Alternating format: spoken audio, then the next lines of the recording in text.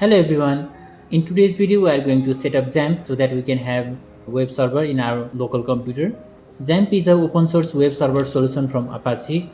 When we are working in web development, we need local server in our computer, which is provided by Xampp.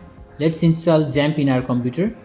First we have to get the installation file. Let's get it from Xampp website.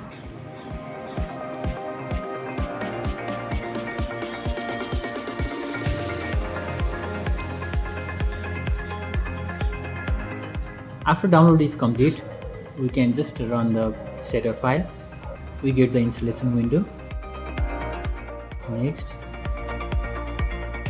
we are installing Xampp on C drive. Click next. Now the installation has begun. It will take some time. The setup is complete. Can start Apache and MySQL. Now we can go to our browser and see the localhost.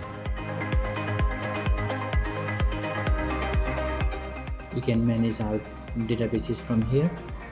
Our installation of Xampp is complete. In next video, we will install our WordPress website in our local computer.